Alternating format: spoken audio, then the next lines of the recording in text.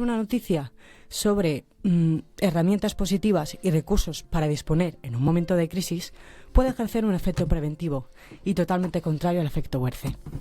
En este caso, aprovechamos para recordaros los teléfonos de intervención en crisis del teléfono de la Esperanza, así como el teléfono de ayuda a niños y adolescentes en riesgo de la Fundación ANAR.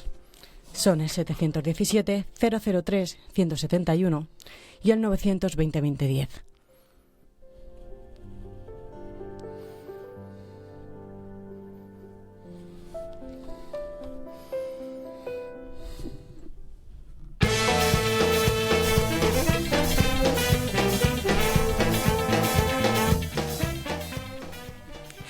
Buen día a todos nuestros radioyentes y benvinguts un día más a Radio Live, vuestro programa amigo de la Universidad de Alicante.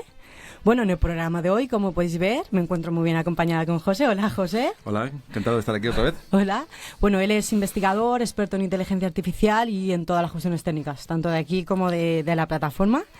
Y bueno, en el programa de hoy contamos con Lidia en el control técnico, así que muchas gracias, compañera. Y bueno, finalmente Saray, una servidora. Y José, ¿de qué vamos a hablar en el programa de hoy? Pues hoy vamos a hablar de lo que tú has introducido en la presentación del podcast, que es el efecto papageno. Y también vamos a entrevistar a un superviviente, a José Carlos Soto, que, bueno, ya hablaremos de él, pero una persona que tuvo depresión y que intentó suicidarse y ahora pertenece a una asociación de supervivientes. Sí, y además tiene una historia personal detrás que nos va a ayudar mucho, ¿no?, a entender todo. Sí. Y bueno, antes de continuar, como siempre, tenemos que darle las gracias a la Fundación BBVA por financiar a través de las ayudas a equipos de investigación científica el proyecto ASAP y, por supuesto, a la radio de la UA por todo el control técnico que nos ofrece y por el magnífico día de la radio que nos dio el jueves pasado, en el que Radio Live se lo pasó muy bien, así que muchas gracias por todo, Carlos, fue una pasada. Y bueno, gracias a los radioyentes, ¿no?, y a los seguidores, que sí, cada vez somos más. Y nada, joder, muchísimas gracias por estar ahí, por apoyarnos y por compartir y por formar parte de esta familia, ¿no? ¿Qué viste el día de la radio? ¿Te gustó? Pues al final no pude ir, pero me han hablado muy bien de tu papel en el programa, en el día de la radio. Perdí en la primera tanda, pero bueno, nos lo pasamos muy bien, así que nada. Fue injusto. Sí, la verdad es que sí, pero bueno.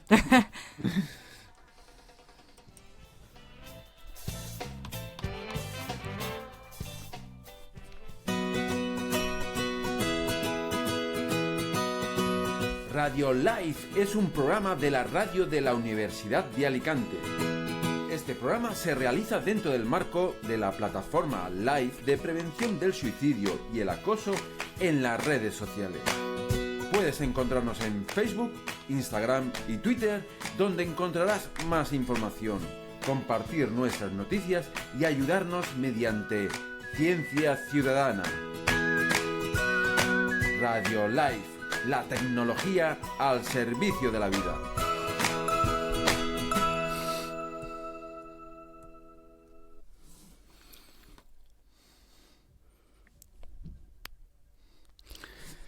Bueno, pues en el programa de hoy, como hemos adelantado, contamos con Carlos Soto, superviviente y encargado de prensa y comunicación de la red IPEACE, que es la Asociación de Investigación, Prevención e Intervención del Suicidio, y además también está en el grupo de familiares por supervivientes, no por duelo.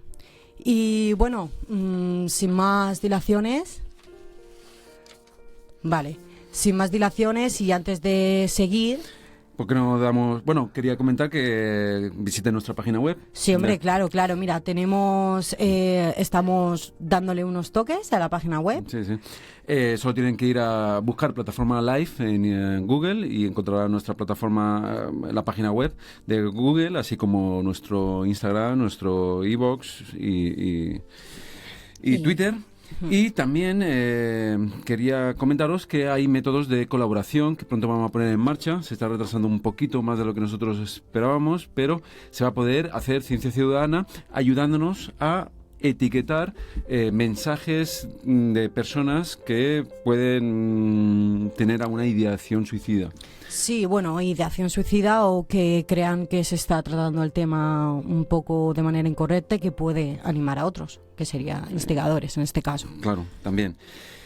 O también si habéis visto algún mensaje así que es un poco, que os llama la atención, pues también nos lo podéis compartir con otro método que hay en la propia página web, donde podéis pegar los mensajes de forma totalmente anónima para que nosotros podamos ir recaudándolos, recolectándolos, gracias, y así formar un corpus que nos sirva para que la máquina de aprendizaje automático aprenda mejor. Sí, claro, porque sin ejemplos la máquina no puede hacer nada, ¿no? Necesita estar ahí, necesita aprender, nunca mejor dicho. Y bueno, pues ya está, ya lo hemos conseguido. Buenos días, Carlos. No lo oímos. ¿Carlos? Buenos días. Hola, buenos días, Carlos. Muchísimas gracias por madrugar y por participar en Radio Live. Gracias a vosotros por llamarme. Es importante que se oiga esto. Pues la primera pregunta, Carlos, y la más obligada, ¿nos puedes hablar a nosotros y a los radioyentes de qué es un superviviente? Pues un superviviente es las personas que quedan después del suicidio de alguien. Se llama supervivientes porque se supone que el dolor que sentimos solamente es comparable con los supervivientes de los campos de concentración. Es la única comparación del estado en que nos encontramos que se ha podido encontrar. Y bueno, entonces nos decías aquí al principio que es importante hablar de él. ¿Por qué es importante hablar de él? Pues es importante porque el suicidio se puede evitar y porque la mejor manera de evitarlo es hablar de él. Que sea un tema que no esté escondido, que se pueda hablar en casa, que los jóvenes puedan decir lo mal que se encuentran, porque a lo mejor hablando de lo mal que se encuentran, en lugar de tomar una decisión, buscan ayuda y se les puede sacar de ese túnel de oscuridad que lleva al suicidio. Decías en una entrevista hace un tiempo que lo que más mataba era no hablar del suicidio. ¿Sigues apoyándolo? Sí, claro. El silencio es lo que más mata, porque mientras esté escondido... no sé cómo decirte, te podría dar un ejemplo porque en la primera reunión que hicimos con padres, hablando de suicidio y de prevención, nadie tenía problemas en principio y al cabo de unos meses nos enteramos que había varios casos que salieron porque al llegar los padres a casa hablaron con ellos de lo que habían escuchado y los chicos se abrieron para decir, pues un par de ellos lo habían intentado y me parece que 2 o 3 más estaban pensándolo. Y ya están fuera de peligro. O sea, el hablarlo solucionó esa idea porque pudieron expresar lo que sentían. Entonces, ¿crees que hay que invertir mucho más en los centros educativos, en todo esto? ¿En hablar y en talleres y en divulgación? A ver, hay que invertir, no mucho más, hay que invertir algo porque porque prácticamente no se hace, ¿no? Nosotros vamos a empezar ahora con un instituto aquí en Madrid, un instituto importante, que los padres se han unido para hacerlo, para hablar y conocer el tema, pero es muy difícil, nos es complicadísimo llegar a que lo acaben de entender. Los directores de instituto ponen muchas pegas y tienen mucho miedo a tocar el tema. Supongo por algunas opiniones que nos han dado que es porque piensan que luego se les va a hacer responsables si pasa, y eso forma parte del tabú, de ese miedo a hablar de un tema como en su momento lo fue del maltrato a las mujeres, ¿no? Sí. Que tampoco se hablaba y resulta que hablarlo en principio parece que puede solucionar algo más. Hay que poner dinero y hay que ser muy riguroso en lo que se hace. Sí. Todo. Y bueno, ¿por qué crees, no, que todavía sigue siendo un tabú? Porque ya no es por responsabilidad, no hacia el centro docente. ¿Crees que da miedo hablar de estos temas en general? Hay mucho miedo. Por desgracia, tenemos encima una educación, en parte por culpa de la religión de los últimos años, muy culpabilizadora, y entonces todo lo que supone, bueno, el suicidio en su momento hace ya muchísimo tiempo, pero era un pecado, ¿no? Aunque después esto cambió y la Iglesia parece que está más receptiva a la idea y a entender que es una enfermedad en el 99% de los casos. Pero tenemos esa sensación de culpa, de no hablar de aquello que parece que lo hemos hecho como un pecado, ¿entienden? Vuelvo a repetir. Y eso hace que haya mucho más problema con ello, ¿no? No hay culpa. También exacerba, aumenta el sentimiento de culpa de los supervivientes que quedan, porque tienen esa sensación de que todo el mundo les mira pensando, bueno, pues algo pasaría en esta casa, algo habrán hecho para que esto pase, y todo eso es una carga terrible que en muchos casos hay gente que la ha llevado durante muchísimos años que nosotros conocemos, ¿no? Claro, esa es una de las razones por las que decidisteis, tanto tu mujer y tú, enfocaros, ¿no?, en esta red de IPs. Sí, bueno, en parte por nuestro carácter, porque nosotros los tres, nosotros dos y nuestra hija hablábamos absolutamente de todo, y por el carácter que tenemos cuando pasó, después del primer shock tremendo del suceso, lo que nos dimos cuenta es que lo que había pasado, a lo mejor podíamos haber hecho algo si hubiéramos sabido cosas que sabemos ahora, ¿no? O que durante ese tiempo leímos. Y pensamos, bueno, esto no le puede pasar a nadie. Yo tengo grabado una frase de mi mujer que enseguida dijo, es que ahora todos los chicos son hijos míos. Wow. Y ella siente eso, ¿no? Siente cada vez que conocemos un adolescente que tiene problemas o que ha salido de ellos, ella siente que está haciéndolo como no pudo hacerlo por su hija, ¿no? Yo creo que es un poco el resumen. Y una pregunta, ¿os disteis cuenta en su momento de que ocurría algo? ¿Os habéis dado cuenta ahora? Y si os habéis dado cuenta ahora de que ocurría, ¿qué pistas podríais indicar a la gente para que se diera cuenta de que a su hijo o a un familiar o a un hermano le está ocurriendo un que problema? tiene intenciones, sí. Pues mira, en el momento no nos dimos cuenta porque estamos imbuidos de este tabú y de este no comunicar, ¿no? No sabíamos, y además porque el periodo adolescente, como bien recordaréis vosotros que sois más jóvenes, es un periodo en el que se está, todo se le da muchísima importancia, la búsqueda de esa soledad en la habitación, el discutir todos los temas con toda la energía de la juventud y del ser rebelde. Y entonces, aunque nuestra hija era bastante tranquila, pero estaba en la adolescencia, entonces ese estado de refugiarse en sus cosas y en la lectura y en su pintura y en esto lo veíamos como normal. No sabíamos que podía ser, que detrás podía haber algo, ¿no?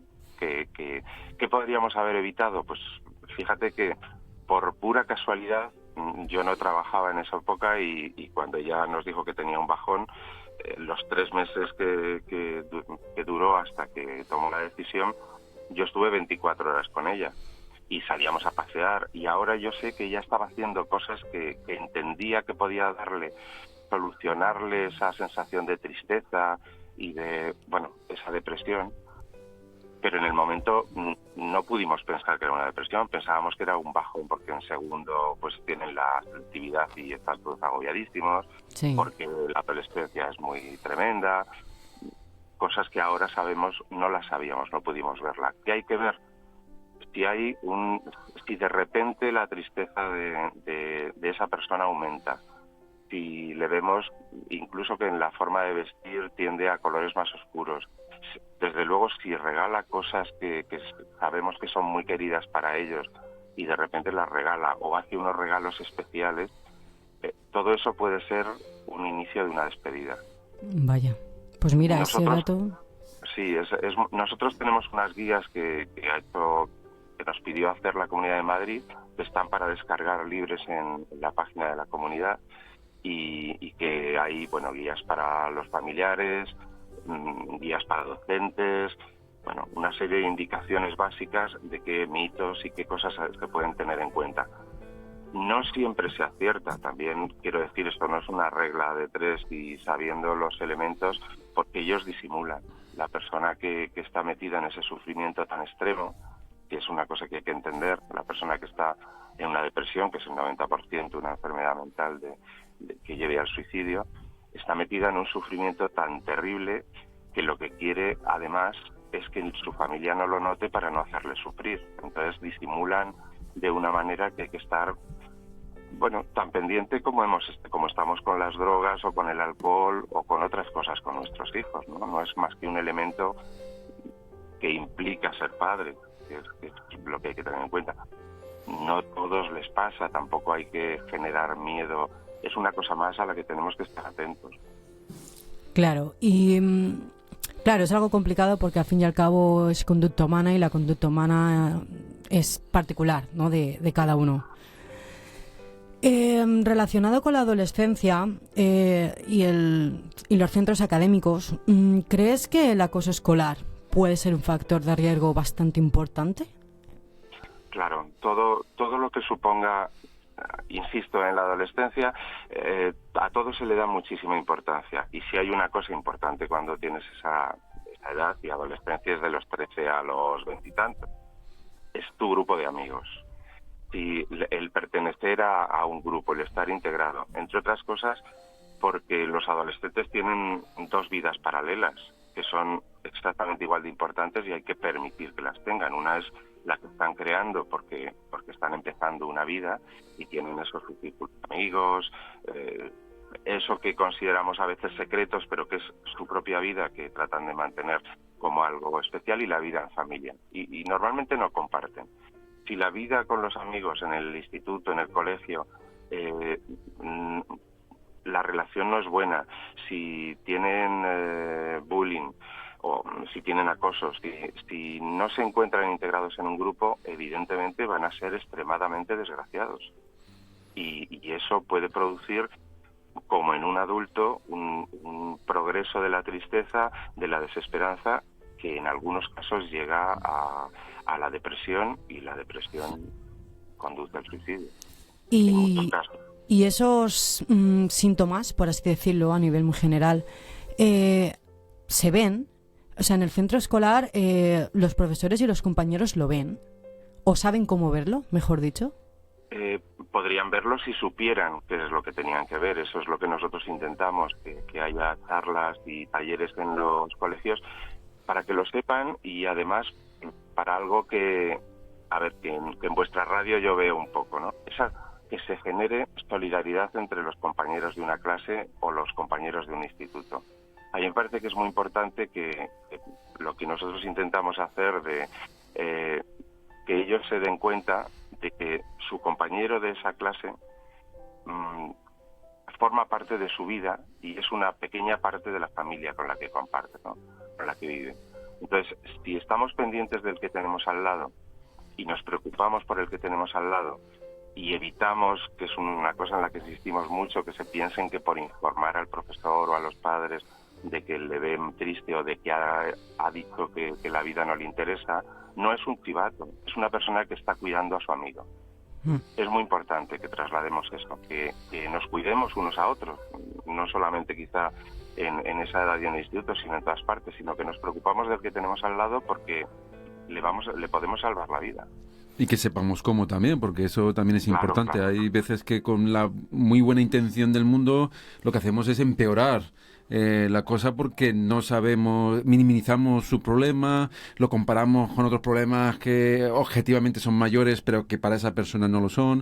O sea, que hay que hacer pedagogía y hay que ir a los institutos a hablar con los profesores, a hablar con los chavales para que sepan y para que ellos mismos reconozcan su situación. Yo creo que también un paso primordial es saber qué es lo que les ocurre a los chavales y que de ahí hay salida.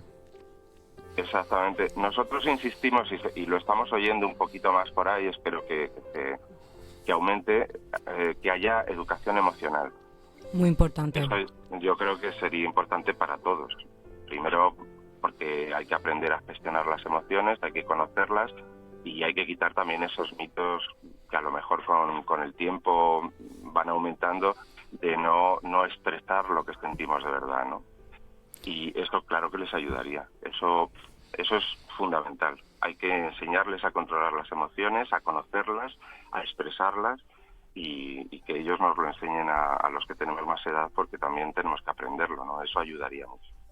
Respecto a lo que hablabas de aprender un poco a controlar las emociones, ahora uno de los lenguajes más conocidos, como tú has dicho antes, y forma parte de la vida paralela, son las redes sociales. ¿Crees que las redes sociales, si se usan bien, pueden ayudar a prevenir?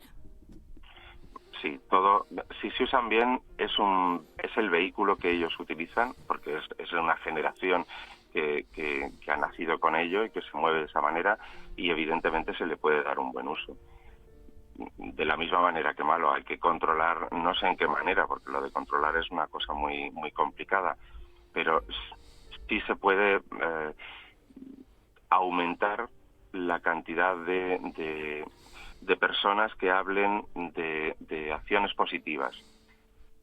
Se junta un poco con lo que hablábamos antes. Si en los institutos se les da una educación emocional, si se les enseña qué cosas son las importantes, al final ellos buscarán las importantes. Pero mientras haya silencio, el riesgo es que les llame la atención lo que es más llamativo, incluso más morboso, ¿no? Es un poco lo que pasa con todos estos juegos que inducen a hacerse daño, o al suicidio, o a es por el desconocimiento y por la poca información. Y hablando un poco del mutismo, ¿qué piensas del tabú o del mutismo que hay en los medios de comunicación con en este aspecto? Y lo comparamos, por ejemplo, con la violencia de género, que ha salido en todos los medios, que ya cada vez que hay un caso sale, y aquí, que es un problema, no quiero minimizar el problema de la violencia de género, pero en números es mucho mayor y en personas que hay detrás de esos números, por supuesto, y sin embargo hay un mutismo general en todos los sentidos en los medios, apenas salen noticias al respecto. Sí, es tremendo. Nosotros bombardeamos a todos para intentarlo. A ver, la Organización Mundial de la Salud tiene unas normas hace ya mucho tiempo de cómo se tiene que tratar el tema para todos los medios, para prensa, para todos los medios. La mayoría ni lo conocen. Y incluso los que le conocen anteponen el miedo a hablar de algo, aun sabiendo que hay una forma de hacerlo y sabiendo que esto puede solucionar. Es un poco la pescadilla que se muerde la cola. Es muy difícil convencer. Evidentemente es importantísimo que se hable y que se hable bien. Fíjate, en el caso de los adolescentes que conocemos, en el caso de mi hija, el hecho de que no supieran nada del tema, de que nadie les explicara nada, de que fuera una muerte sorpresa, parece que eso se va a quedar así, pero eso es mentira. Ellos, como en todo, rápidamente, por un compañero o por otro, se enteraron de lo que había pasado, pero nadie les explicó. Y entonces eso dio lugar, como antes pasaba con el sexo, en que ellos empiecen a hablar unos con otros, saquen conclusiones y tomen decisiones equivocadas, porque como no tienen información, pues es lo que se les ocurre decir a cada uno. El riesgo es que aquí el peligro no es un embarazo, es la muerte. Ellos, si hubieran tenido información desde mucho antes, si fuera un tema que se hablara como se debe hablar, si no solamente se les conceptuara de héroes o solamente sacaran a actores muy famosos, a músicos, a gente que después de una muerte, sea como sea, se les hace un homenaje inmenso, verían y sabrían qué es lo que pasa de verdad. Que hablaran con los supervivientes, ¿no? Lo que queda, para que tuvieran esa comparación de decir esto es lo que queda cuando alguien decide irse, no solamente el festival del homenaje. Claro, ese es uno de los puntos clave en lo que nos hablabas de la ONU, porque incide mucho en difundir la noticia sin hablar de heroicidad. Claro, hacer un homenaje, en este caso, pues implica como pensar en una idea exitosa, un resultado exitoso.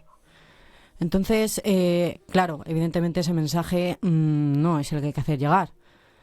No sé si estarás de acuerdo con nosotros, pero una correcta difusión con herramientas y con teléfonos de contacto y webs de ayuda y contactos creo que podría ser bastante útil y hablando correctamente, con la normativa al lado, no creo que haga mal, si se hace correctamente, claro.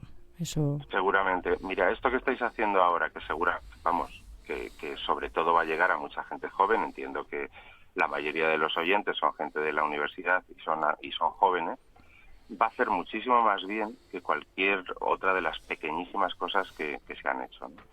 Porque llega a quien necesita oírlo y a quien va a hablar del tema con otros iguales, ¿no? Y probablemente le preocupen si tiene hermanos más jóvenes y lo hable y extiende esa ayuda de una manera más normal. Y si se generan dudas, al menos consultará y os preguntará qué es lo que puede hacer para solucionar.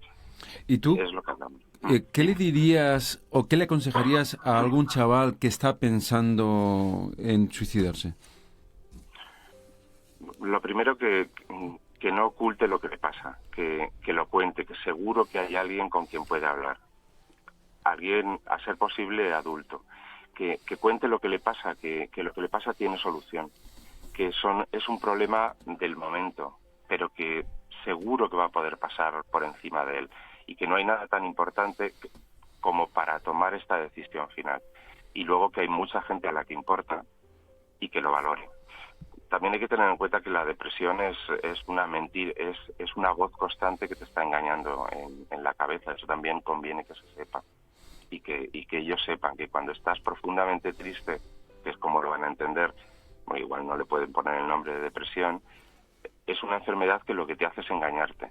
Y hay que saber que te está mintiendo, que lo que te dice que va a ser para siempre es solamente durante un corto espacio de tiempo, sobre todo en esa edad, que enseguida se va a poder superar, que hay mucha gente a la que le importa, que seguro que va a tener gente que le va a querer, seguro, y que la tiene ya, pero tiene que permitirse verlo.